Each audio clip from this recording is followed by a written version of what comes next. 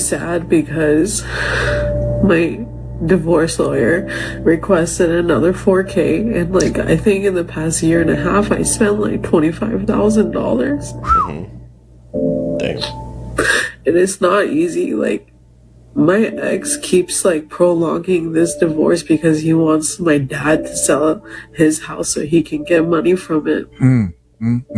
Like, the whole custody plan and everything is like all set and done, and it just sucks because I'm like a single mom and I work my ass off. Usually in situations like this, the shoe is on the other foot. Usually you hear about guys that have to pay these endless legal fees and all this kind of stuff. But that's the thing, bro. Why divorce is so expensive is because you can prolong the process for so long, and you're paying for lawyers constantly along the way. Doesn't matter whose name it is under. All that matters is that we're divorced, and this house which I've paid for isn't for you. We haven't paid for it because it's not under your name, no? Well, no, it doesn't matter whose name it is for. Well, it does, because we were together. Okay, well, I bought this house as a gift for my mum. Well, why are we living in it then? Because it doesn't matter. Well, it does, because if you divorced. Well, no, yeah, we're not living in it anymore, are we? Well, I am. So how long are you going to keep that as a surprise for then? It doesn't matter. You didn't pay a single penny for the house. I contributed my fair share to this place. How did you? Cooking, cleaning, one less thing for you to do. Oh!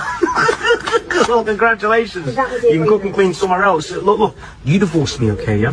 You have no right to this house.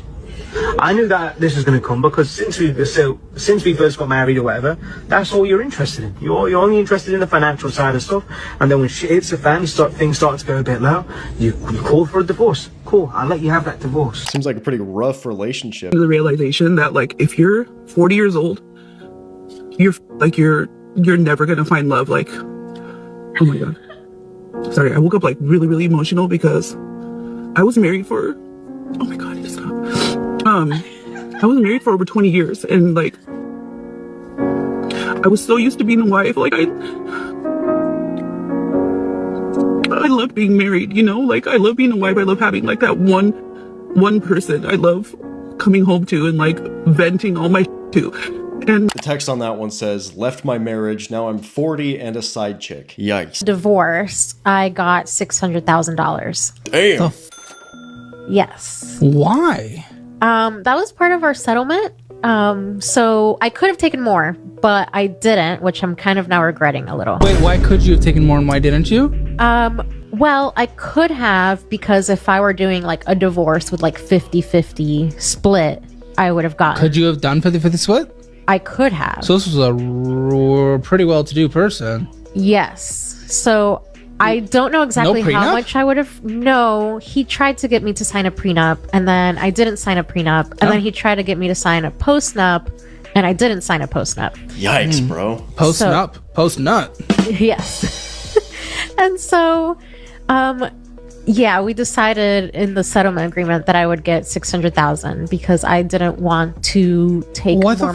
do I have so much debt here to go through on your end? Where did the $600,000 go? When did you get the $600,000? 2 years ago. Okay, where the is it? It's gone. Completely gone. Where the into where? Of course it is. Well, I bought a house. And with the $600,000? With the $600,000. Okay, so it's not gone. It's not gone. Right. It's tied up? So I bought a house that was $330,000. So this guy's obviously well off. He's making good money for himself. He wants to marry this chick, so he says, hey, can you sign this prenup so we can get married and we're both secure and all this kind of stuff, right? She goes, no. And he goes, okay. You single? I am. Let's say you and I go on a first date. We hit it off. It's amazing. What happens next? You tell me.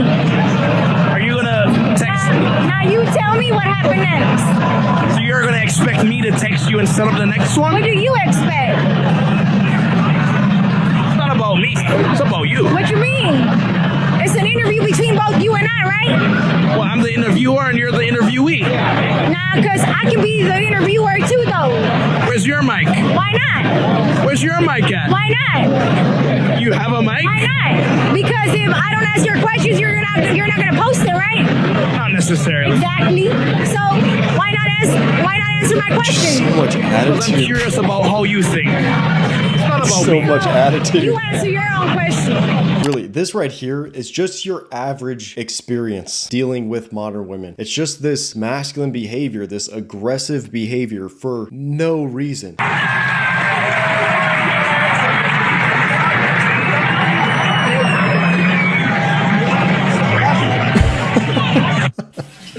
girl would be like, baby, can I please go to the game with you guys? I know it's a boys trip, but I just really want to go. Can you please get me tickets? And he goes, yeah. Really thought that by this time I would have found my forever person. And it's not for lack of trying. I have given many, many, many chances to people who didn't deserve those chances, and those people themselves were like, oh, I don't deserve these chances. Entering this phase of my life where I'm just trying to let go of things and not grasp. I am always the initiator, always grasping, and I think I'm just tired of that. A husband has never really been important to me, but having love and partnership has been. I think finally in my life, I'm at a place where I'm not desperate for that.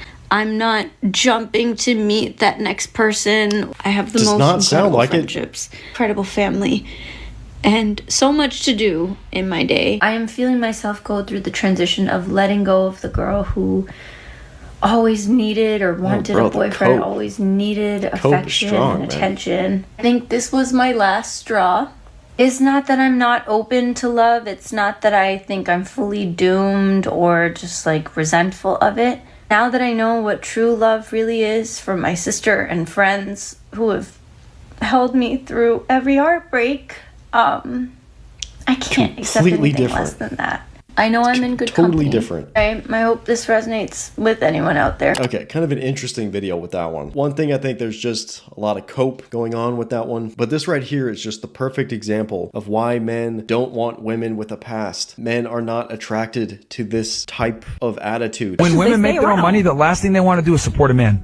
Last thing they want to do is support a man. No, when women make good money, they don't need a man because they make enough money. They have support. Okay, repeat that sentence again. When women make enough money, they don't really need a man. Okay, say that one more time again. When women make what? What did you say? When women make money? Enough money, they really don't need a man. You do understand your sentence just defeated your entire argument, right? No, it didn't. It didn't. But that's what I'm saying. You said he's just proving his point. You said women cannot be able to. Bro, low IQ, man.